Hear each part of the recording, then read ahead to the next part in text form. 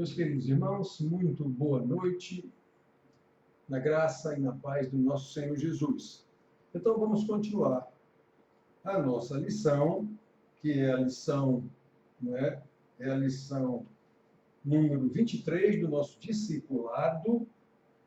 Hoje é a segunda aula, Então, como sempre, irmãos, essa aula hoje, que é a continuação da lição, é lidando com a depressão. Vendo na Bíblia versículos, não queremos tratar o assunto de forma simplística, nem científica, não é o caso, a Bíblia não trata disso, mas nos mostra como nós devemos nos comportar e nessas situações. Muitos santos da Bíblia, você vê claramente que tem momentos terríveis de depressão. Muitos. Até Jesus passou por um momento desse na sua angústia de morte. Aquilo ali é depressão em alguns momentos, mas foi. Então, nós temos que ver, depressão é down, é você para baixo, é uma situação que você não pode suportar, chega a ponto até de suicidar. Então, nós vamos ver, à luz da Bíblia, já temos visto vários versículos na primeira aula, e vamos continuar desse mesmo jeito agora. Sempre lembrando esse primeiro slide que nós temos. É o slide em que o Senhor Jesus convoca para o discipulado aquelas pessoas que ele mesmo quis, como está escrito nos evangelhos. Ele mesmo quis. Passou lá, os cidadãos que estavam pescando não sabem nem quem é este que vai passando aqui, e ele chama, vinde a mim, vinde após mim, eu vos farei pescadores de homens. E Pedro, seu irmão André, João e seu irmão Tiago deixaram lá seus afazeres, seus barcos, a pesca, inclusive o pai João e Tiago deixaram com a pai, Zebedeu, e saíram e seguiram Jesus. Então, quando Jesus chama para vir, aqueles que o Pai me dá, esse vem a mim, ninguém o tira de mim. Então, às vezes as pessoas acham que é um simples convite. Não é. Quando Jesus chama, não é um simples convite para você decidir se vai ou não. Se ele chamar para vir, virá. Até o morto, no caso de Lázaro. No caso de Lázaro. Os que o procuraram para vir, olha, vocês estão pensando que é assim fácil? Não é não. O jovem rico, por exemplo, foi ele que procurou Jesus. E ele cumpria a lei. Cumpra a lei, ele disse, eu cumpro. Jesus não disse que era mentira, ele cumpre mesmo. Ainda te falta uma coisa. Te desprender das tuas riquezas. O jovem virou as costas e foi embora. Então, irmão, nós temos que ver que o discipulado, ele faz parte do milagre da salvação. Ele não é opcional, eu tenho dito isso aqui, não é opcional. Ele faz parte do milagre da salvação. Porque uma vez chamado para a salvação, de fato, o discipulado é quem vai dar continuidade ao processo de santificação, obrigatoriamente pelo conhecimento da palavra, a verdade, para chegar à glorificação. É assim. Então, quando Jesus disse, vinde a mim, vós, que eu vos farei pescadores de homens, ele também disse depois, se alguém quiser vir após mim, de fato, os que vierem após mim, olha, tem que se negar a si mesmo. O que é se negar a si mesmo? É obedecer. A palavra obedecer, por conceito, pressupõe que nós temos que deixar de fazer a nossa vontade para fazer a vontade de quem nos está dando alguma ordem, alguma orientação. Pois é, esse que é o discipulado. Então, negue-se a si mesmo. Você vai deixar de fazer a sua vontade e fazer a minha. Eu sou o Senhor, eu sou o Mestre. Tome a sua cruz. Incondicionalmente. Não há possibilidade de você dizer, mestre, eu só vou até aqui. Por isso que Paulo se indignou com João Marcos e depois não quis aceitá-lo mais. Porque João Marcos chegou numa situação, ficou com medo e voltou. Então, não estou aqui defendendo a atitude de Paulo, mas estou dizendo que é mais ou menos assim. Você, mais ou menos não, é assim. Você decidiu seguir Jesus, pois vai segui-lo até a morte. É isso que ele quer dizer. Vinde após mim, negue-se a si mesmo, tome a sua cruz e siga-me. Então, irmãos, é este o slide que a gente apresenta todo para chamar a atenção para esse detalhe. Ouvi o Senhor, eu sou discípulo de Jesus. Discípulo o quê? Discípulo como? O que é que você faz para provar que é discípulo de Jesus? Normalmente é isso que nós vemos em todas as igrejas e na maioria das pessoas que compõem qualquer igreja. Todo mundo se diz discípulo de Jesus. Agora, negar-se a si mesmo, fazer o que o mestre mandou, em qualquer circunstância, sem reserva, aí é complicado. Aí vocês sabem que a coisa é complicada. Então, irmão, nós já vimos aqui que a nossa lição, lidando com a depressão, algum conhecimento sobre a depressão, não científico, em alguns momentos até sim, mas é mais com base na Bíblia, nós começamos a ler com o Salmo 88. Lemos o versículo 3, em que o cidadão diz, pois a minha alma está farta de males, e a minha vida já se abeira da morte.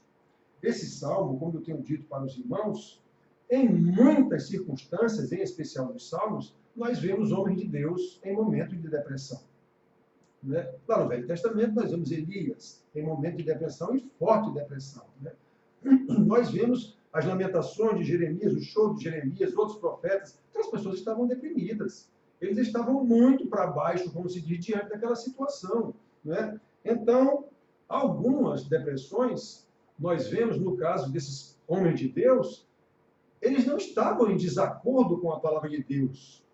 Na verdade, era porque eles estavam cumprindo a palavra de Deus que eles estavam tão abatidos em algumas situações. Esse salmista aqui não nos dá, é o Emã, não nos dá, diz que é filho de Coré.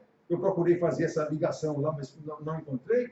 Mas diz que é filho de Coré e lá mais embaixo diz que é Emã, o Ezraíta. Então, esse homem está liquidado, digamos assim, no seu salmo aqui e sabe que vinha de Deus o tempo todo.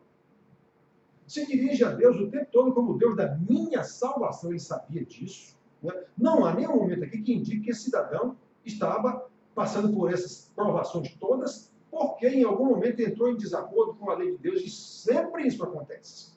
Se você sair do foco de Deus, vai entrar nas trevas. Não tem conversa.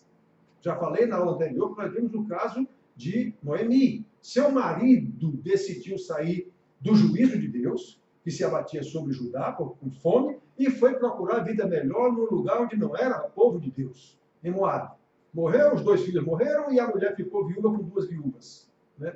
E ela diz, eu saí de lá, quando saí, ditosa, quando voltou. Saí daqui ditosa, feliz, radiante.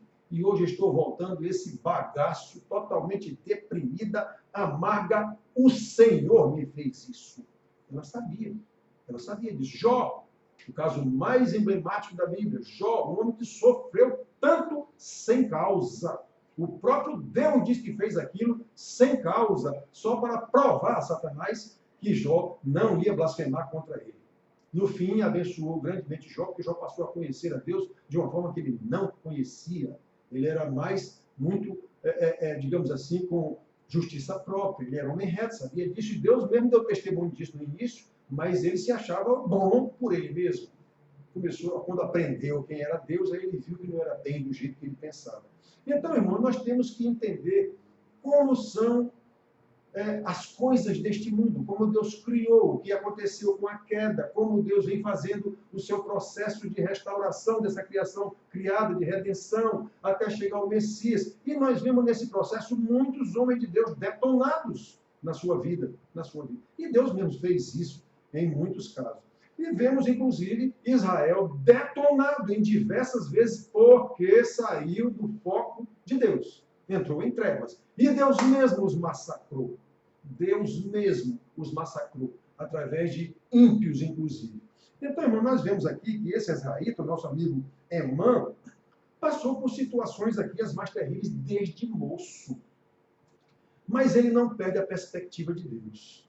Ele fala que ó Senhor, Deus de minha salvação, dia e noite clamo a Ti. Chegue à Tua presença a minha oração. Inclina os Teus ouvidos ao meu clamor. E lá no meio do salmo ele chega a dizer, vendo da perspectiva de Deus, Senhor, se eu morrer, não vou mais conseguir Te louvar. Mostrarás Tu prodígios aos mortos? Não, o morto o Senhor não vai mais mostrar. Ou os finados se levantarão para Te louvar? Então, reparei, estava na perspectiva de Deus. Este é um salmo que nós vemos o homem de Deus sofrendo horrores. E não há aqui qualquer coisa que nos mostre que ele estava em desacordo ou que em algum momento entrou em desacordo com a palavra de Deus.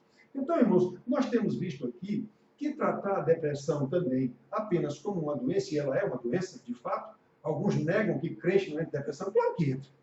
Porque até Jesus entrou em depressão, aquele modo de angústia que ele teve ali antes da cruz, pedindo ao Pai claramente, mostrando ao Pai claramente que a vontade dele não era a vontade do Pai. Tanto que ele disse, faça de mim esse cálice. Contudo, faça-se a tua vontade e não a minha. Estava invertido o negócio, mas ele disse, eu vim aqui para fazer a tua vontade. Entende? Não sair da perspectiva de Deus. Mesmo tendo uma vontade diferente, não sair da perspectiva de Deus. Eu vim aqui para fazer a vontade do Pai.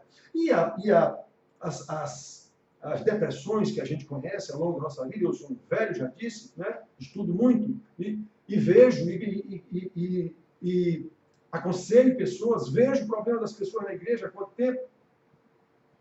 Quase sempre. Ou pelo menos não lembro de algum caso que não seja. Os problemas são decorrentes de uma vida em desconformidade com a palavra de Deus. De costumes não bíblicos, que terminam virando hábitos que até deformam o caráter da pessoa. Vemos isso claramente, irmãos da nossa igreja, né? Então, é preciso tomar muito cuidado, porque no momento em que nós passamos a ver a depressão como uma doença, que é de fato, mas como uma doença comum. Não esqueça que ela não é assim tão comum, porque ela é uma doença da alma. Então, você passa a tratá-la como doença, vai procurar um médico, obviamente. Esse médico vai passar alguns remédios, meia dúzia que nós temos aí na nossa farmacologia, de remédios que tratam desse assunto. Aí, se conseguir, vai a um psicólogo para poder reequilibrar a forma como ele está vendo a coisa. E aí a coisa pode se agravar, porque o psicólogo não vai lhe mostrar a situação da perspectiva de Deus. Ele vai lhe mostrar da perspectiva humana. Ele vai fazer você ver a coisa de uma forma que você se sinta bem, saia daquele buraco, não é? E aumente o seu alto astral, Deus totalmente fora do esquema. Então, você vai tratar de uma doença da alma, estou falando a crentes. Quem não é crente, que faça do jeito que bem entender, né? Como a ciência manda. Mas um crente não. A ciência tem que estar debaixo da teologia. Tem que estar sob o guarda-chuva da teologia, o conhecimento de Deus, o conhecimento de nós mesmos, o conhecimento do pecado, o conhecimento da salvação, do Redentor, do Messias. É assim que nós temos que tratar eventuais depressões que possamos ter. E já disse, quase sempre em decorrência de comportamentos inadequados de acordo com a Bíblia, que nos leva à exaustão. Foi isso que Jesus estava chamando: vinde a mim, vai estar descansado e sobrecarregado. Não é da vida cotidiana, não, era do peso do pecado, acrescento da sobrecarga que os fariseus colocavam sobre eles naquela ocasião, de tantas regras para cumprir que eles não podiam cumprir. Ninguém pode cumprir leis, né? Paulo ensina isso muito bem detalhado em Gálatas, por exemplo, quando os gálatas estavam voltando ao judaísmo depois de crer pela fé, estavam voltando a querer ser crentes pela lei. Paulo mostra a eles que isso é impossível. Então, irmãos, não esqueçam, podemos tratar de uma possível depressão com médicos, psicólogos, sim, mas sempre à luz da Bíblia. Se fugirmos da Bíblia, nós vamos ter um tratamento que vai curar, daqui a algum tempo você tem uma recidiva, se continuar com os comportamentos inadequados. Terá uma recidiva. E assim vai, de recidiva em recidiva, a doença fica crônica. Eu conheço pessoas, no nosso mundo, na nossa igreja, pessoas que vivem deprimidas a vida inteira. Cai, levanta, cai, levanta, cai, levanta, cai, levanta, até um ponto que praticamente não levanta mais. Fica deprimido a vida inteira, praticamente. Por quê? Eu conheço a vida dessas pessoas e sei, não mudaram seus comportamentos não bíblicos. Continuam do mesmo jeito. O remédio cura uma coisinha, lá passa um tempo, depois cai de novo. Eu sei disso. E não é por falta de aconselhamento, nem por falta de chamar ao arrependimento, por falta de orientar de acordo com a Bíblia. Eu sei disso. Então, irmãos, nós, mesmo sem desconsiderar a ciência, eu estou dizendo, não estamos considerando aqui a ciência, como discípulos de Jesus, como crentes, nós precisamos viver na perspectiva de Deus. Até para enxergar uma possível ou provável ou eventual depressão. Temos que ver da perspectiva de Deus. Temos que crer na providência de Deus. E em obediência pela fé, viver de modo bíblico. Esforçai-vos, o Senhor mesmo Jesus disse. Esforçai-vos. Nós sabemos que não é fácil ser crente. Na verdade, é impossível. Salvação é milagre. E a santificação, que é a nossa vida depois da conversão, que se dá pelo discipulado, é milagre também. Não tem como, nada escapa. Tem o nosso esforço próprio? Tem a nossa determinação? Tem. Só que fortalecidos no Senhor e na força do seu poder, Efésios 6,10. Sem mim nada podeis fazer, João 15,5. É no poder do Senhor. Tudo posso naquele que me fortalece. Paulo, coitado deste homem. Pense no cidadão que era para ter morrido deprimido. Era Paulo, com tanta desgraça que lhe aconteceu depois que ele virou crente, como se virou apóstolo. Não. Era um homem que, mesmo na cadeia, chegava a dizer isso. Tudo posso naquele que me fortalece, depois de contar todas as desgraceiras quase que ele já passou na vida, como ele contou aos Coríntios, contou aos Filipenses. Então, é isso, irmãos. É isso. Não podemos, lembrem-se, é na perspectiva de Deus. Salmo 19, que nós já vimos aqui, vamos ver de novo rapidinho aqui.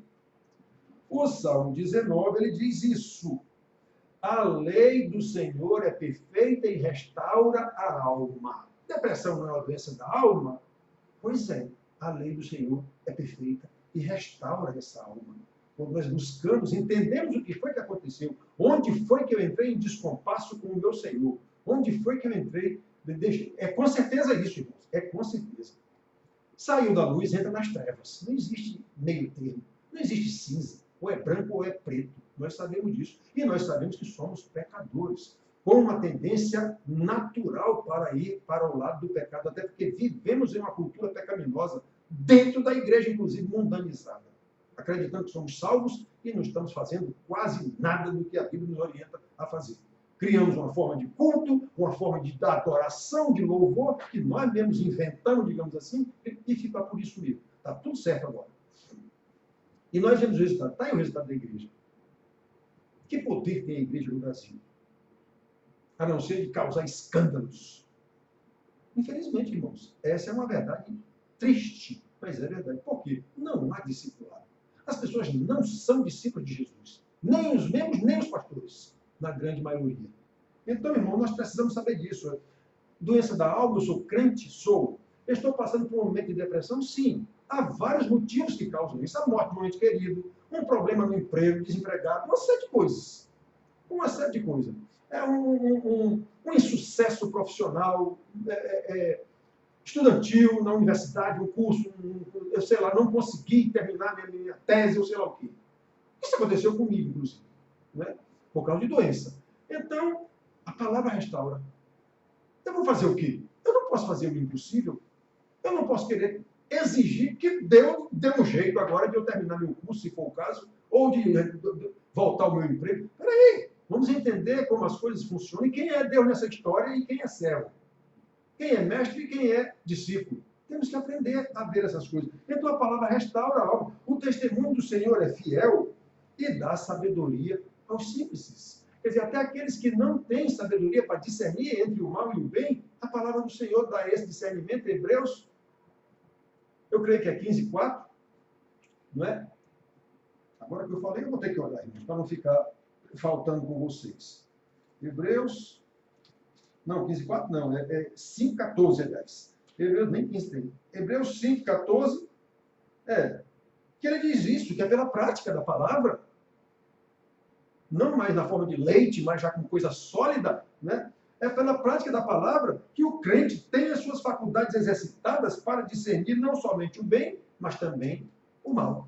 Então nós temos que, é pela palavra de Deus que nos dá, até os simples conseguem ter esse discernimento.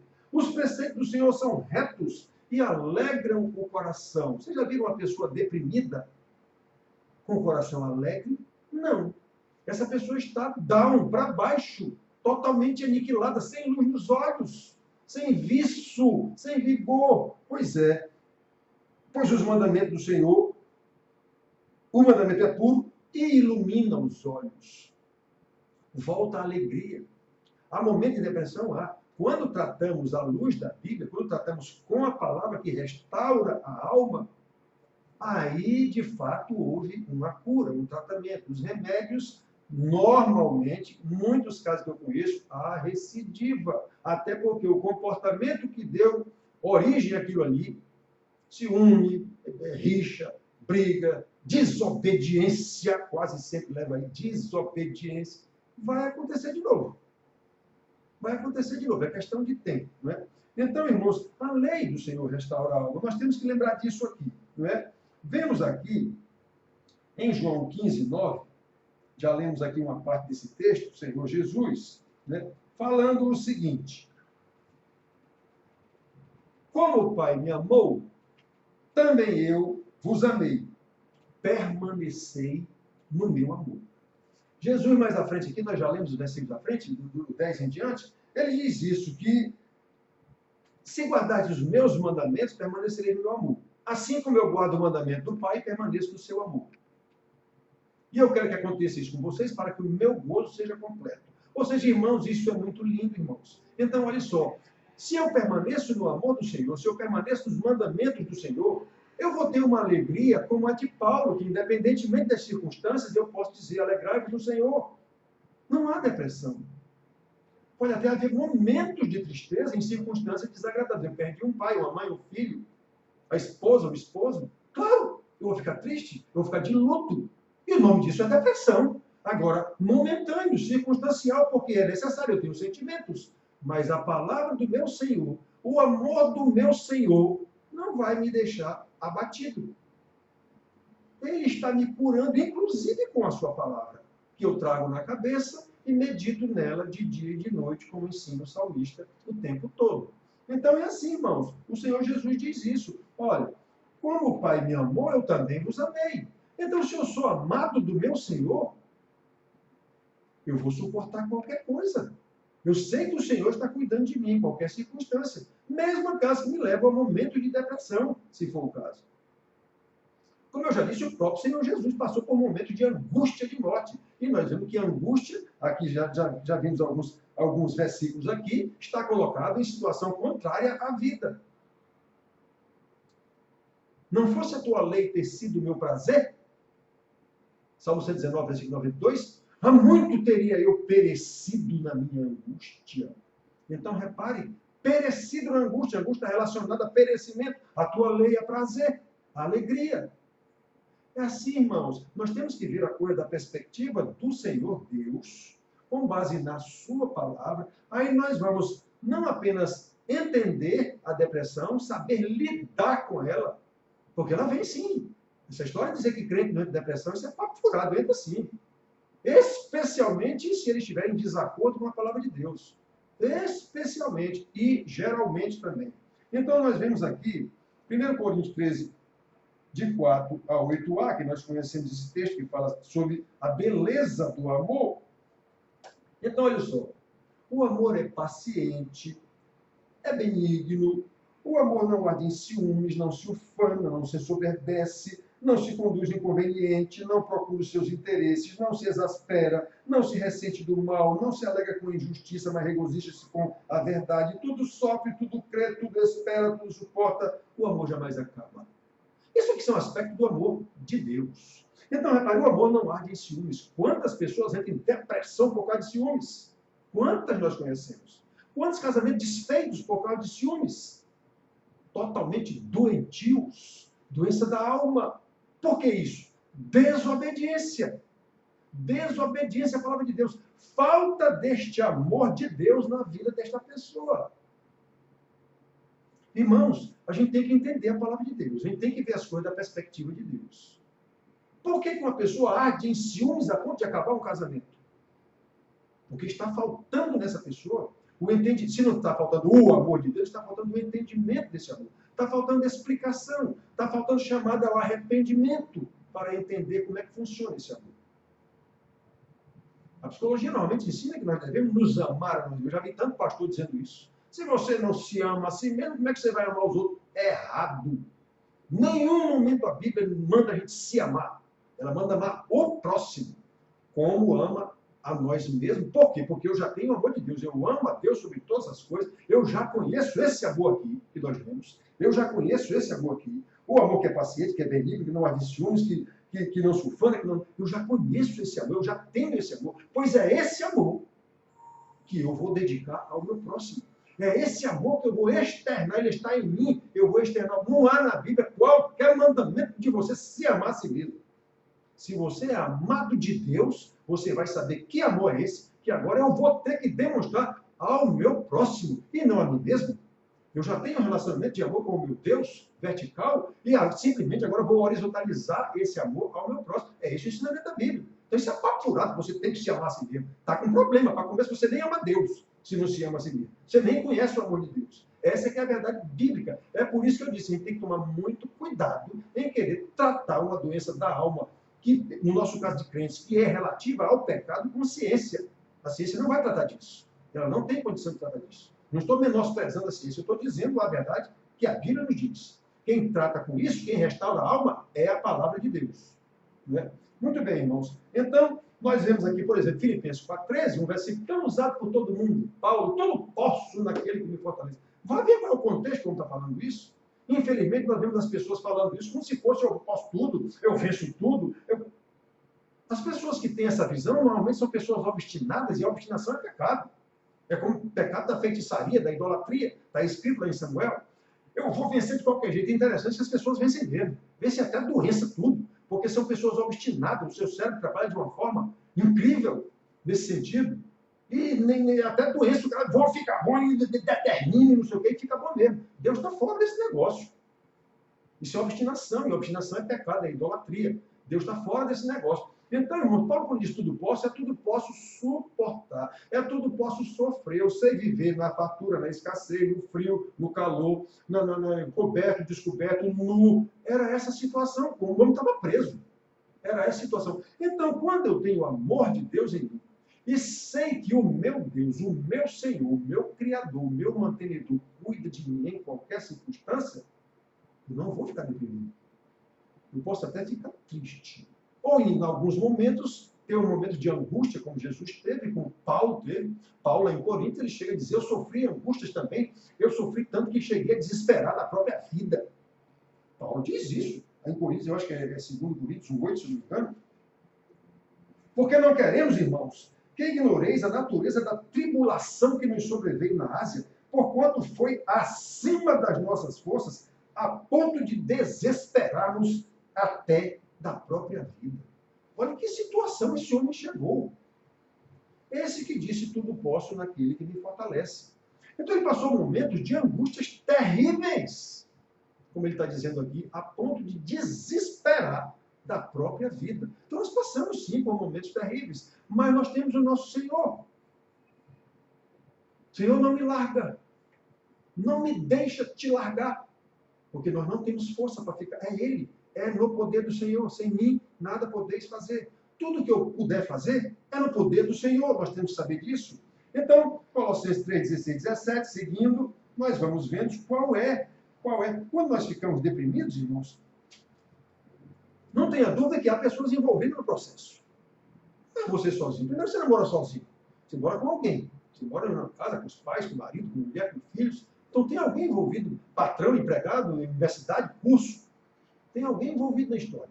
Então, tem alguém que, de alguma forma, ou contribuiu, ou deixou de contribuir, sei lá o que for, que tem a ver com essa depressão. Então, nós vemos, e a pessoa passa a ver as coisas nesse âmbito, nessa perspectiva. Nessa perspectiva. Então, olha só o que é que diz aqui, Colossenses 3, 16 e 17. Cadê Colossenses 3, 16 e 17? Habite ricamente em vós a palavra de Cristo. Começa aqui a base do negócio. Palavra de Cristo habitando em você ricamente. Aí sim, instruí-vos e aconselhai-vos mutuamente em toda sabedoria, louvando a Deus com salmos, hinos e cânticos espirituais, com gratidão em vossos corações. Um deprimido não tem gratidão por nada, porque ele não consegue ver graça nenhuma, encanto nenhum. Ou seja, não está habitando nem ricamente, nem pobremente nesta pessoa a palavra de Deus. Ele caiu num esquecimento total, se for. Por quê? Faltou alguém junto. Instruí-vos uns aos outros. Orientai-vos. Paulo diz aos Romanos, eu sei que vocês estão cheios de conhecimento, capazes de admoestar-vos uns aos outros. Gálatas, Paulo diz isso também. O escritor aos Hebreus também conclama os irmãos, levantai os homens caídos, os joelhos trôpegos. A gente nunca está só. Tem alguém envolvido no negócio. Então, se nós somos crentes, tem que habitar em nós ricamente a palavra de Deus, até para o momento de não deixar o irmão tropeçar, não deixar o irmão cair. Ou ficar sempre atento para não cair também, até porque alguém depende de mim. Se eu cair, como é que eu vou ajudar essa outra pessoa? Até isso a gente tem que lembrar do outro. Até nisso, até no momento desse. Eu não posso. Quantas vezes eu já vi mãe... olha, irmãos, há alguns casos que são bem emblemáticos que a gente conhece. Por exemplo, Madre Teresa de Calcutá. Um fiapo de pessoa depressiva, não há dúvida nenhuma. Mas vivia porque tinha que cuidar lá dos seus filhos, dos seus dependentes. dizendo que a mulher é santa, salva, não estou dizendo, eu estou dizendo o modus vivendi daquela mulher, como nós temos aqui no Brasil, a nossa mais nova santa, como é o nome? Dulce da Bahia. Santa Dulce, eu acho que é Santa Irmã Dulce da Bahia. Um caco de gente também totalmente depressiva, mas vivia por causa daquelas pessoas que ela cuidava. Então nós vimos, irmão, outra pessoa que viveu aqui na Terra para fazer o bem, pelo menos do jeito dele, Chico Xavier era um homem depressivo, mas cuidava das pessoas, ele achava que essa era a missão dele. Não estou falando aqui em salvação, eu estou falando que quando você tem pessoas para cuidar, você vai vencer até a depressão, porque sabe que essas pessoas dependem de você. Olha como é importante a nossa visão, na perspectiva de Deus, nós somos crentes, no sentido que eu tenho que amar o próximo e não a mim mesmo. Eu já tenho o amor de Deus em mim. É esse amor que vai me fazer lutar agora para amar o meu próximo e externar esse amor por cima de pau e pedras, se for necessário, como Paulo manda que o marido ame sua mulher, como Cristo amou a igreja e assim mesmo se deu por ela. É isso, irmãos. É isso. Então, olha só o que ele diz aqui. E tudo quanto fizerdes, o 17. E tudo quanto fizerdes, seja em palavra, seja em ação, fazei-o em nome do Senhor Jesus, dando por ele graças a Deus Pai. É na perspectiva de Cristo. Tudo quanto fizerdes, fazei como para o Senhor. Nós vamos ver os versículos. Fazei como para o Senhor. Mesmo que eu seja empregado, eu estou servindo ao meu patrão, mas fazei como para o Senhor. Eu amo minha mulher e tenho que me amar minha mulher, porque isso é resultado do amor de Deus. Eu estou fazendo porque o Senhor mandou. Eu educo os meus filhos com disciplina na administração do Senhor, mesmo que eu não goste, mesmo que eu tenha um coração de banana e não consiga disciplinar um filho, castigar um filho, mas Deus mandou. Então eu tenho que fazer isso em obediência ao meu Senhor. Irmãos, vivendo na perspectiva de Deus, nós vamos saber lidar com a depressão que às vezes nos sobrevém. E sobrevém mesmo. Há muitas situações em que ela nos sobrevém. Tanto porque acontece alguma coisa que de fato nos abate, independentemente de nós termos contribuído para isso, como a morte, por exemplo, de um ente querido, como situações que nós provocamos. Nós demos causa. Aí o Senhor vai nos trazer de volta. Ele vai nos ensinar. E sempre, de acordo com a Bíblia, nesses casos, é através de tribulações, provações, aflições, às vezes infligidas pelo próprio Satanás, como nós vemos na Bíblia. Porque Deus manda. Afinal de contas, ele é agente de Deus para isso mesmo. É o operador do mal. E o mal é de Deus, e Satanás também. Nós temos que saber dessas coisas. Aí, quando nós sabemos dessas coisas, irmãos, fica, digamos assim, não é mais fácil, mas nós ficamos capacitados a lidar com a depressão, a conhecer o que é que está acontecendo, como isso está acontecendo, por que isso está acontecendo e para que isso está acontecendo. Aí fica mais fácil. Podemos precisar de um médico? Sim, ele vai receitar um remédio que vai facilitar o processo. Tudo isso faz parte da agência de Deus, faz parte da providência de Deus para nós. Às vezes é necessário, se for o caso, conversar com um psicólogo. Sim, ele é uma pessoa treinada para isso, ele estudou para isso, ele vai saber organizar nossas ideias. Agora, se somos crentes, vamos saber que aquele conselho dele está errado. Eu já fiz isso. Quando eu tive AVC na minha recuperação, muito para baixo, com dificuldade, o psiquiatra me deu o conselho de: peraí, doutor, está errado. Está errado, eu não vou fazer isso. Não vou fazer isso. Então, é claro, eu sei o que é a palavra de Deus. Eu sei o que é a palavra de Deus. Eu cheguei aí no psiquiatra no Rio de Janeiro, da igreja do meu irmão, psiquiatra famoso lá em São Paulo, e contei para ele o que o psiquiatra aqui tinha me mandado fazer. Ele disse: isso é de fato uma terapia que a psiquiatria ensina. Pois é, doutor, mas eu não posso fazer isso. Realmente a gente como crente não pode fazer isso. Como, por exemplo, a ordem como deu foi: compra um saco daquele de areia, de boxe, bote lá a fotografia de qualquer pessoa que lhe fez uma raiva, não sei o quê, e soque aquilo ali até a exaustão. Peraí. Eu sou um crente, eu não vou fazer um negócio desse. Mas para a psiquiatria está certo. E funciona, detalhe. Você vai botar para fora a sua raiva de quem quer que seja, e aquilo vai aliviar você. Isso funciona. O doutor me disse lá, crente da igreja mesmo. Isso funciona. Mas peraí, eu sou crente. Eu sou crente. Você tem um determinado pecado que você sabe que é pecado, mas o psiquiatra diz: não, conviva com isso. Aceite isso, o psicólogo, aceite isso, conviva bem com isso, que você vai deixar de se cobrar. Ora, peraí. Isso não é um ensinamento bíblico, o ensinamento bíblico é arrependa-se, deixe esse pecado, aí Deus vai tratar com você. Nós já lemos isso aqui. Enquanto eu calei meu pecado, envelheci. Os meus ossos estavam se quebrando. Então eu confessei o meu pecado e o Senhor tratou comigo. É isso que eu ensino. Então, há momentos, sem dúvida nenhuma, que se você for a um psiquiatra ou um psicólogo, ele vai lhe dar ensinamentos totalmente contrários à Bíblia. Por quê? Porque ele está centrado em você. E a Bíblia está centrada em Deus. O crente está centrado em Deus. A perspectiva é a perspectiva de Deus. E na ciência, a perspectiva é do homem. Sempre a perspectiva é do homem. Afinal de contas, quem faz a ciência é o homem. Para quê? Para servir ao homem.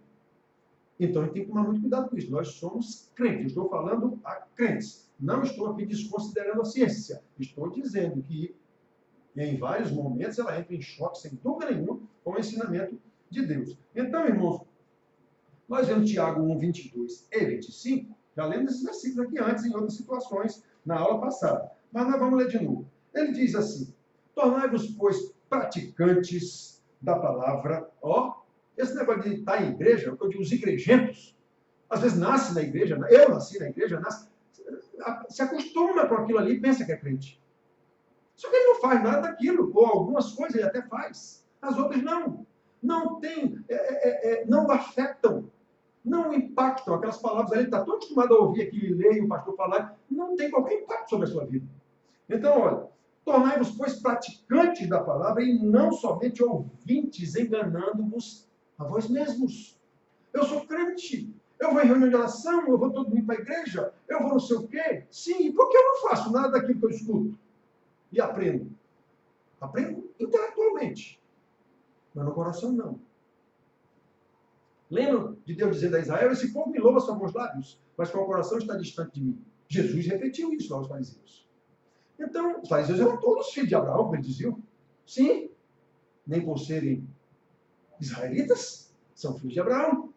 Então, nem por ter nascido na igreja, ou estar dentro, como eu, minha família, todo mundo nasceu na igreja. Papai, Calvino, sei lá de quando.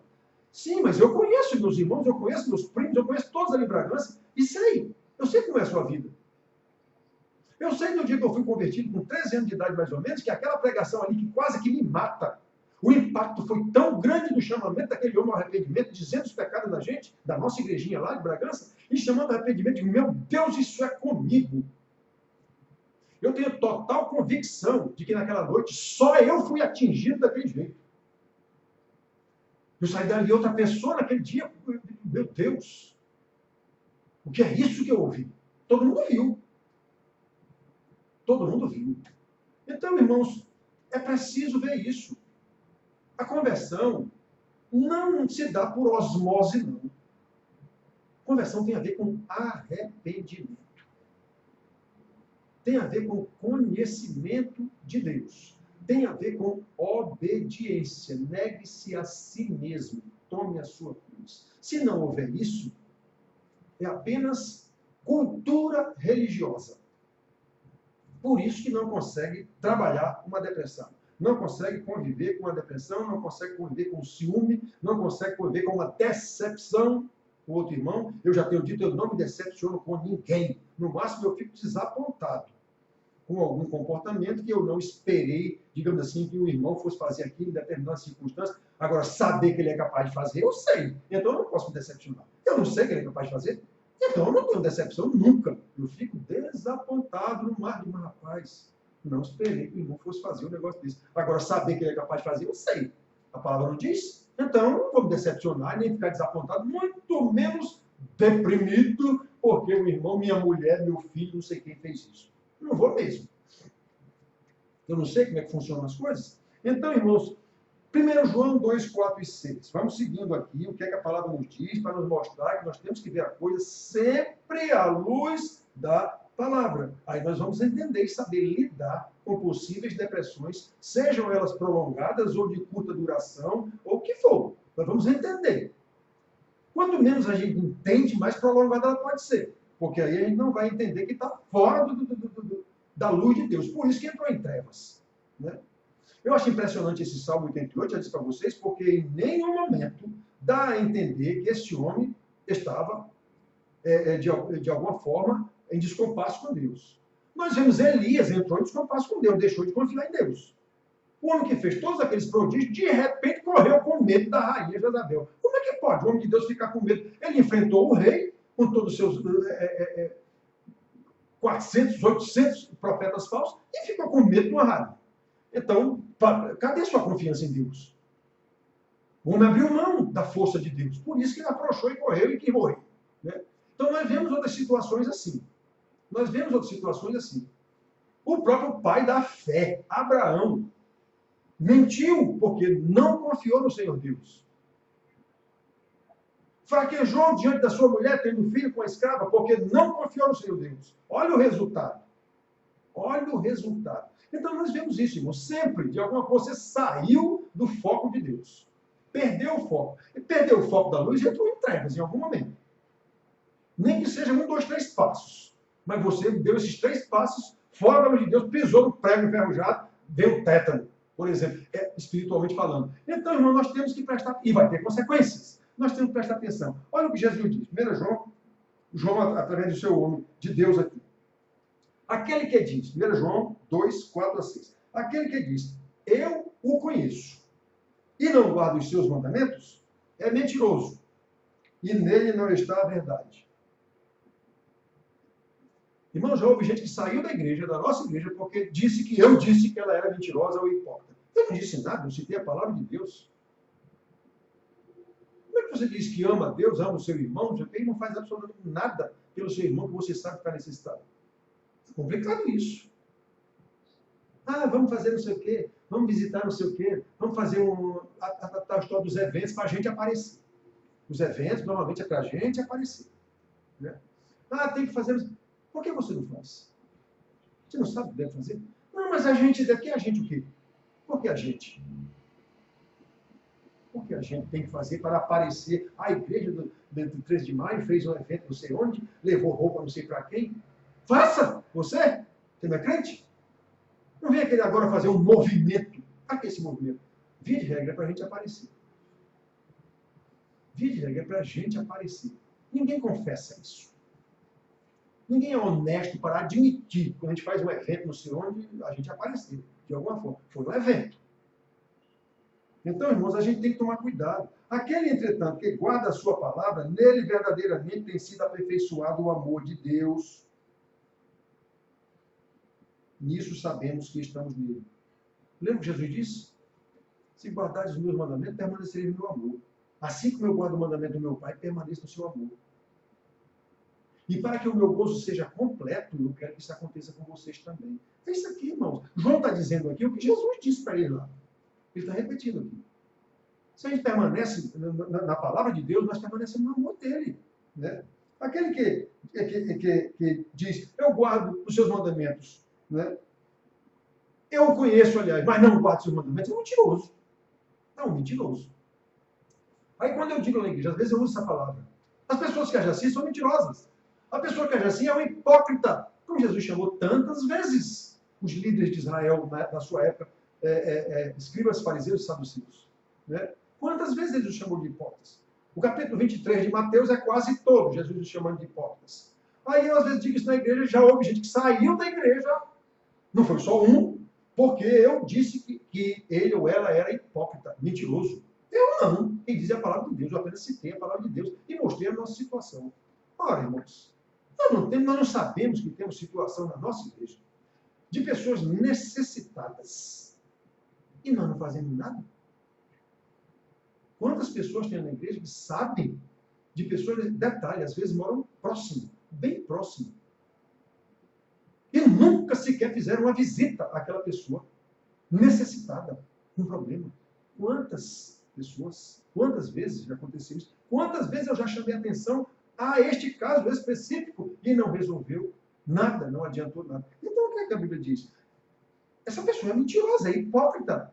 Essa pessoa não tem Deus, é por isso que ele não permanece na palavra de Deus. E isso são conclusões lógicas do que nós acabamos de ler aqui. Aí a pessoa vai e entra em depressão depois. Não sabe por quê, nem sabe cuidar dessa depressão. Aquele que pratica a injustiça vai receber a injustiça em troca. Nós sabemos disso também. Em algum momento, ele vai receber de volta. A Bíblia diz que o que o homem semear, isso mesmo ceifará. Nós conhecemos isso na Bíblia. Pois é. Mas dia menos dia vai chegar de volta. Às vezes já na sua velhice. E você não tem mais nem quem o ajude, por exemplo. Então nós temos que tomar muito cuidado, irmão. Nós estamos tratando de vida e de morte, de céu, de inferno, de salvação, de condenação. É disso que a Bíblia trata. O discipulado cuida exatamente disso, para que não descuidemos. Quantas vezes o Senhor Jesus chamou a atenção da mesma coisa aos seus discípulos nos 3 anos de discipulado? Quantas vezes os apóstolos chamam a atenção nas suas cartas da mesma coisa, os mesmos problemas, o tempo inteiro? Nós somos pecadores e nada há de novo debaixo do sol, como dizia Salomão. Tudo se repete, tudo se repete. O que já foi e o que já foi voltará a ser. Tudo, não há novidade, irmãos. Então, pregações cheias de novidades, isso é tudo falso. A Bíblia é a mesma. Onde esses homens estão tirando essas pregações? Lê um versículo e age o falatório maior do mundo, a coisa mais linda do mundo. De onde eles tiraram? Da Bíblia não foi. Ele até leu alguns versículos da Bíblia, falou pelo meio alguns versículos, mas não tem nada a ver com o contexto, inclusive. Nós temos que tomar cuidado, irmãos. Temos que tomar muito cuidado. Na última aula da escola dominical, ou a penúltima, nós vimos o presbítero Daniel chamando a atenção para isso. A lição tratava disso. Os falsos mestres dentro da igreja de Corinto. Né? Paulo chamou a atenção disso em todas as suas cartas, quase. João também. Na segunda carta, primeira carta, segunda carta, ele chega a chamá-los de anticristos. Esses falsos mestres da igreja. Então, todas essas coisas, o cara vai e te faz uma promessa. Olha, uma irmã da nossa igreja, com câncer terminal, recebeu uma visita de um pastor da IURD, Reino de Deus. E esse homem lá profetizou que a mulher está boa, está curada, não sei o quê. Pois, irmãos, ela chegou a levantar. Ela chegou até a querer ir para a cozinha, fazer as coisas. Impressionada com a palavra do homem de Deus que profetizou que ela estava curada. Eu fiquei uma arara. Fui lá na casa dela e não tem jeito, mesmo doente, esculhambei lá com todo mundo, com o marido dela, todo mundo. Como é que pode um negócio desse? Pois é, a mulher já estava de novo prostrada e ali não teve mais jeito. Foi para o hospital e lá morreu com ela, morreu lá com ela, cantando com ela. Certo? Então, repare bem, e não morreu ainda por cima deprimida, porque a cura que o homem disse que ela ficou curada, que ela pensou que estava curada, não curou coisa nenhuma. O marido ficou deprimido, blasfemando contra Deus lá, inclusive. Porque tinha recebido a palavra do Senhor que curou a sua mulher. Que palavra do Senhor, coisa nenhuma? Então, repare, fugiu da palavra do Senhor, vai entrar em trevas. Vai entrar em trevas, irmãos. Não tem jeito. Vai entrar em trevas. Nós temos que ser firmes nisso. Firmes como o Senhor Jesus foi, como os seus apóstolos foram. Não dá para condescender ou dar um jeitinho, vou passar a mão. Tá, irmão, eu vou orar por você. Vou orar? Não. Eu vou lhe ensinar. Inclusive a orar, se for o caso. Tudo isso são meios que Deus mesmo providenciou na sua palavra para a gente lidar com possíveis depressões, com possíveis momentos de angústia terríveis. E nós passamos por isso. Nós passamos por isso. Não é? Então nós vimos aqui, irmãos, que aquele que diz que permanece nele, esse deve também andar assim como ele andou. Como é que eu digo que sou crente? Nascido e criado na igreja, ou sei lá o que for, vivo na igreja, sou autoridade da igreja, sou pastor, mas eu demonstro na minha vida uma desobediência deliberada de muitas coisas, especialmente no convívio, marido, mulher, pais, filhos, patrão, empregado, onde nós convivemos, deliberada, anos a fio, e haja depressão às vezes. Haja momentos down que a pessoa não sabe mais o que fazer. Quantos casos eu conheço e trato desses casos, trato que eu digo, mostrando na palavra, e detalhe, não muda. Não muda. Na primeira aula eu lembrei para vocês o caso de Caim. Foi o próprio Deus que o avisou. Olha, o pecado está às portas. Te compete resistir a esse pecado. Não adiantou. O homem com semblante descaído, como Deus mesmo diz, por que te descaiu o semblante? Foi fazer o que ele tinha que fazer, para dar vazão àquela raiva que ele estava, semblante descaído. Matou o irmão. Que coisa incrível! Foi Deus que o avisou. Pois é, Deus também avisa pelo pastor. E também não adianta, na maioria dos casos. Infelizmente, na maioria dos casos, não adianta. Mas a nossa função é avisar, e avisar, e avisar, e avisar, e avisar, e avisar, e não calar. A gente, para corrigir, repreende. Paulo dizendo ao seu discípulo, pastor Timóteo, Deus, a Ezequiel, fala, não tenha medo, não interessa se eles vão gostar ou não vão gostar. Estou te mandando para o meio de escorpiões. É assim, irmãos. A vida de um pastor, eu já disse para vocês outras vezes isso aqui. Quem escolhe ser pastor é um falso pastor. Quem se dá bem na profissão de pastor é um falso pastor. A Bíblia me garante isso. Então, irmãos, vamos mais para frente aqui um pouco. Viver de modo bíblico, obviamente, significa ver a vida sempre na perspectiva de Deus. Focados na edificação dos irmãos, é isso que é igreja, para que possamos glorificar a Deus com nossas vidas, seja por pensamento, palavras ou atitudes, não é? Continuamente. Continuamente. E não apenas em momentos domingueiros, culturalmente chamados de culto. Não é assim que nós dizemos? Eu vou para o culto. Até no português está errado, mas a gente diz, eu vou para o culto. Eu vou para o culto. Eu vou para o culto? Eu sou o culto. Se eu sou crente, eu sou o culto. Aquele rito religioso que nós chamamos de culto é um culto corporativo, comunitário. Só isso ali estão reunidos várias pessoas que cultuam a Deus. Por isso, terminou virando culto o nome da reunião lá de todo mundo. É só naquele momento que eu vou para o culto. Eu sou o culto. E quando eu me reúno com os meus irmãos, ali é um culto corporativo, vários cultos, várias pessoas que cultuam a Deus com suas vidas continuamente, estão ali naquele momento para aprender de Deus, pelo ensinamento do pastor, estão ali para se alegrar nos cânticos que louvam e glorificam ao Senhor, estão ali para orar, ouvir orações que fortalecem, que ensinam sempre os irmãos. É isso. É isso. Convivência, harmonia entre os irmãos. É isso não. Era para ser isso. Mas como as pessoas vão para o culto, então eles só se veem lá no tal do culto. Não se veem mais durante a semana, não se fala durante a semana, não está nem aí se o irmão está precisando ou não de alguma coisa. Se souber também, poucos são os que se dispõem a ajudar quando sabe que o irmão está precisando. É assim, irmãos. É isso que nós conhecemos como igreja. E nós sabemos disso. Só precisamos ser honestos para confessar isso. Só precisamos ser honestos para confessar isso. Né? Então, irmãos, nós temos que ver isso. Romanos 14, 8, como nós sabemos, o apóstolo Paulo diz que a gente tem que ser crente em qualquer situação. Vivo ou morto, ou vivendo ou morrendo, ou comendo ou bebendo, mas vamos escutar isso aqui. Romanos 14, 8, ele diz assim: porque se vivemos, para o Senhor vivemos. Se morremos, para o Senhor morremos. Quer pois vivamos ou morramos, somos do Senhor. Então, reparem, irmãos, pouco se me dá, digamos, se eu vou ficar vivo ou ficar morto. Os irmãos sabem porque eu digo de vez em quando, eu não tenho nenhuma rejeição à morte. Nem a minha, nem a ninguém. Claro que eu vou ficar triste se morrer um ente querido, um irmão, alguma coisa. Sem dúvida nenhuma. Mas eu sei que essa morte pertence ao Senhor. Essa morte é um decreto do Senhor. O Senhor Jesus disse a João, evangelista, apóstolo, eu falei, às vezes a gente fala João Batista, João evangelista, João apóstolo, ele disse, eu tenho as chaves da morte. Então por que eu vou ter alguma rejeição à morte? Se a morte pertence ao meu Senhor, assim como a vida.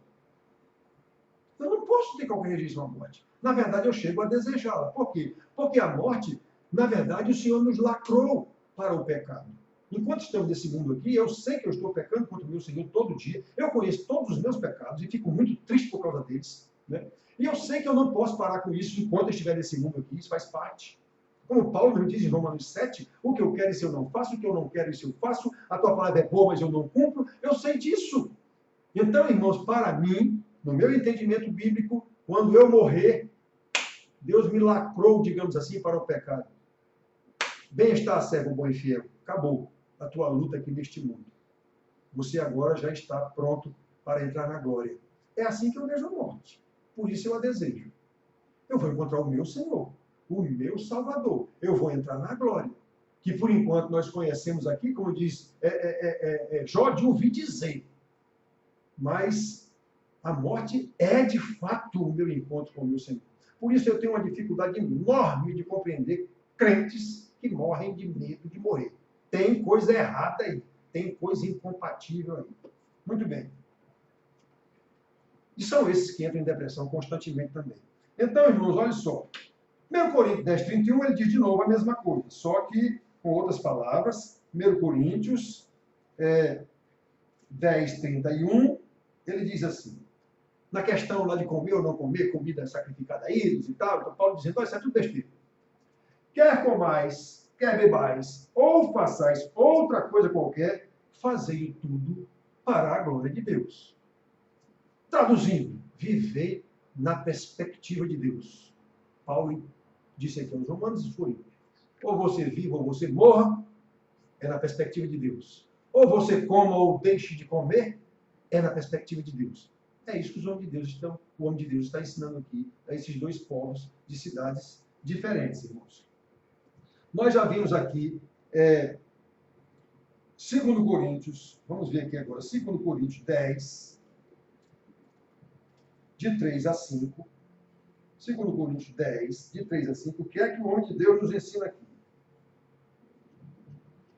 Defendendo o seu ministério, defendendo sua autoridade apostólica.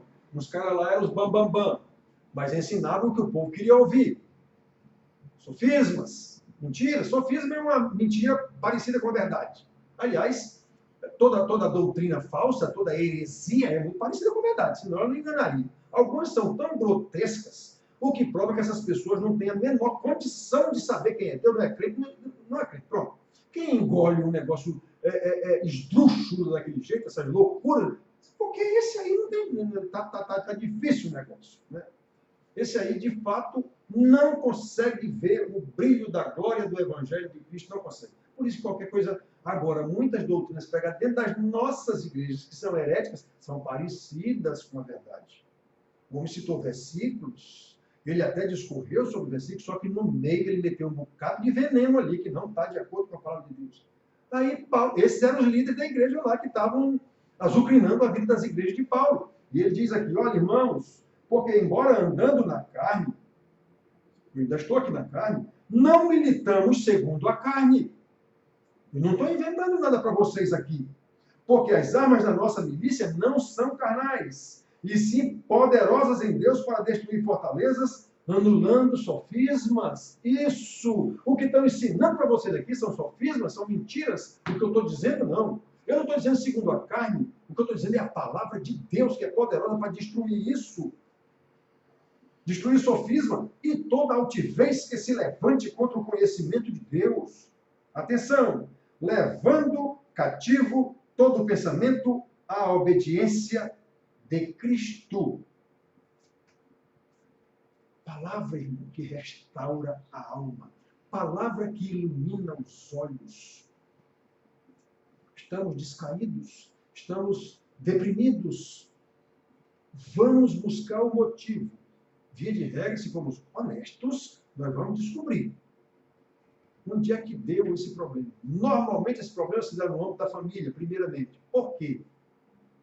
Marido e mulher não cumpriram suas funções como a Bíblia manda. Vai pipocar nos filhos. Não tem conversa. Isso quando não se separam logo. Mas quando conseguem conviver nessa vida desregrada, como eu estou dizendo, não é desregrada a ponto, não, é desregrada porque não está de acordo com a palavra de Deus. É desordenada porque não está na ordem de Deus. Vai pipocar nos filhos. Irmãos, eu conheço famílias grandes, famílias de 12 filhos, em que o problema do relacionamento dos pais causou a desgraça, digamos assim, conjugal, de todos os filhos. Todos se separaram Todos tiveram filhos problemáticos. Os filhos casados se separaram também. Tudo por causa do relacionamento do pai e da mãe. Eu conheço a família, conheço a história, convivi com eles, aconselhei, trabalhei. Aí haja depressão. Aqui e acolá tem um deprimido morrendo, a própria mulher, o próprio marido. Aqui e acolá tem um deprimido morrendo. Morrendo de depressão. Querendo se suicidar. Houve uma causa aí. Detalhe. Se as pessoas são crentes, houve uma causa deliberada e quanto mais, que durou uma vida inteira.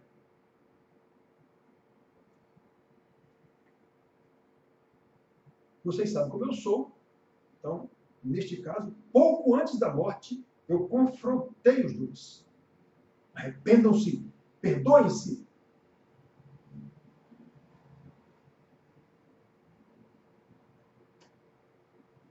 Fui criticado por isso. Não importa. Pouco tempo morreu. Muito bem, irmãos. Então, olhem só. Olhem bem o que nós temos aqui. A palavra de Deus, ela é poderosa para destruir sofisma, fortalezas da mente. Eu tenho um livro desse psiquiatra, da presbítero, se não me engano, da igreja do meu irmão, lá em Rio de Janeiro. Ele me deu um livro dele. Fortalezas da mente. Impressionante o livro. Porque nós, de fato, ficamos aprisionados em fortalezas que nós criamos como padrões, são sofisma, mas nós viramos aquilo como padrões da nossa vida cultural. Só a palavra de Deus é capaz de destruir isso. Senão, não vai dar certo. Um remédiozinho, uma terapia, às vezes ajuda, mas depois volta, porque o negócio é muito forte. Cultura. Cultura, irmãos, muda. A cultura é tão forte que ela é capaz de mudar a nossa anatomia. Você vê uma pessoa com um corpo diferente de outra pelo fato de ele ser nadador ou não. Então a cultura dele de nadador vai fazer o corpo dele ficar totalmente diferente. E ele não fez nada por aquilo. Foi o fato dele de ficar nadando o tempo todo, desenvolver o tronco e os braços, que parece um orangotango. Cultura. Então muda a anatomia. O jeito de ser. Você vê o jeito do caboclo do sítio andar é totalmente diferente de uma pessoa da cidade. Mas não são duas pessoas iguais. Não são filhos de Deus com aquele do mesmo jeito. Como é que um anda totalmente diferente do outro? Forma de andar. A postura do corpo, uma série de coisas. Isso é cultura. Então nós temos que entender isso. A palavra de Deus é capaz de destruir sofismas. É capaz de destruir fortalezas da mente. Nós vimos aqui. Então vamos para frente aqui. Efésios 4, 29, nós já vimos na aula duas lições anteriores. Não sai da vossa boca nenhuma palavra torpe, não é? Mas tão somente aquela que, conforme a ocasião, edifica, transmite graça àqueles que a ouvem. É isso, irmãos. Eu tenho que estar centrado na edificação do meu irmão. Então, quando eu estou centrado no meu irmão, eu não tenho tempo, como a irmã Dulce, a irmã não sei quem aí, essas pessoas que cuidam de outros que dependem dela, eu não tenho tempo de ficar deprimido, eu não posso. Eu estou cuidando de uma pessoa. Então, quando a gente entende essas coisas no âmbito da igreja, eu tenho que cuidar do meu irmão o tempo todo. Agora, irmãos, vamos ser honestos. Quem é que vive na igreja numa perspectiva dessa? Eu preciso cuidar do meu irmão. Quem é? O que é que a gente ouve? Ninguém me. Por que não sei o quê? Me. Por que meu fulano me ofendeu? O fulano me disse isso. Aí é complicado. Essa é a verdade. Aí haja a depressão depois. Porque o irmão me ofendeu. Porque eu nunca esperei, o irmão não sei o que, me decepcionei. Você está centrado em você. E não no irmão. E não no amor de Deus. Aí vem, de fato, depressão. Então, irmãos, olhem só. É comum, viu, a gente ter depressão braba por causa de uma decepção grande com uma pessoa que nós nunca esperamos que fosse acontecer isso. Separação conjugal é um dos casos mais comuns. Um traiu o outro e a coisa foi tão terrível que a pessoa entra em depressão profunda, às vezes, e haja tempo para se recuperar. Nós sabemos disso. Por quê? Não havia uma perspectiva de Deus naquele relacionamento, nem de um nem do outro. Tanto do que traiu, quanto do que foi traído. Então, nós precisamos entender isso, irmãos. Não sai da vossa boca, não é a palavra torpe, já vimos aqui. Filipenses 2, 3, 4. Vamos terminando aqui esse hoje. Filipenses 2, 3, 4. Nada façais por partidarismo. Não puxe brasa para sua sardinha. Nada façais por partidarismo ou vanglória. Você não é nada. Tudo quanto fazemos é no poder do Senhor. Ou quanto fizermos, né? Mas por humildade, considerando cada um os outros superiores a si mesmos. Irmãos, isso está escrito aqui, a gente conhece, lê isso. E adianta o quê? Com a palavra do Senhor, Deus a Caim. Adianta o quê? Né? Não tenha cada um em vista o que é propriamente seu, senão também cada qual o que é dos outros. Não há na Bíblia mandamento para eu me amar, há mandamento para eu amar o próximo. Não há mandamento bíblico para eu me considerar em autoestima, muito pelo contrário. Manda que eu seja humilde, que eu considere os outros superiores a mim o tempo todo. Não há espaço para a depressão. Quem vive nessa perspectiva não tem espaço para a depressão. E se em algum momento angústias de morte o acometerem, como foi o caso do próprio Senhor Jesus, ele sabe como lidar com isso. Fazer a vontade do Pai. Capítulo 4, versículo 8 e 9. Todo mundo conhece quase. Finalmente, irmãos, tudo que é verdadeiro, tudo que é respeitável, tudo que é justo, tudo que é puro, não saia da vossa boca, lembra? Tudo que é amável, tudo que é de boa fama, se alguma virtude há, e se algum louvor existe, seja isso que ocupe o vosso pensamento. O que também aprendestes e recebestes e ouvistes e vistes em mim, isso mesmo praticai, e o Deus da paz será convosco. Então, quando mantemos a palavra de Deus, como o homem de Deus está dizendo aqui, considerando os outros superiores a gente, sempre tendo em mente que eu tenho que edificar o irmão, sempre considerando o que é justo, o que é puro, o que é bom, o que é amável, lembrando daquelas características do amor, o amor não arde ciúme, o amor não se exaspera, o amor nunca acaba, afinal. Isso está em mim. É o amor do meu Senhor que me salvou. Pois é, esse amor agora eu vou externar comigo mesmo no espelho. Não, é com o próximo. É edificando o próximo. Não há espaço para a depressão. Vamos parar aqui, irmãos, aí vamos ter mais uma aula ainda para a gente terminar essa lição lidando com a depressão. Como eu disse para vocês, não tratando depressão de forma simplista, muito menos de forma científica também. A Bíblia não tem esse escopo. Ela nos mostra como é que nós temos que viver de acordo com a palavra de Deus e o que é que nos acontece se vivemos em desacordo com a palavra de Deus ou de acordo com a palavra de Deus. Se estamos de acordo com a palavra de Deus, ainda que venham tribulações as piores, como este homem de Deus aqui no Salmo 88. Eu já preguei uma vez na igreja sobre este Salmo 88, não sei há quantos anos.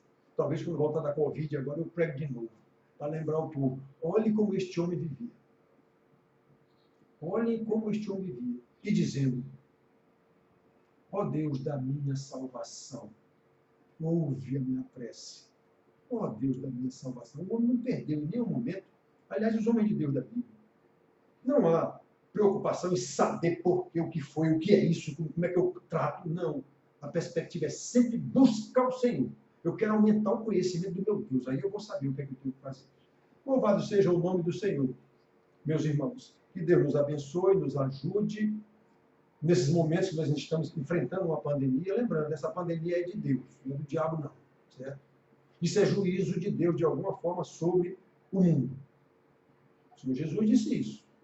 Né? Então, nós só temos que saber como é a palavra de Deus, saber quem é o nosso Deus, saber quem nós somos, saber o que é o mundo, saber o que é o pecado, e saber como nós devemos nos comportar exatamente para louvar o nosso Senhor, o nome do nosso Senhor, para a sua glória, em qualquer circunstância. É para isso que nós fomos salvos. Então, até a próxima aula. Amém.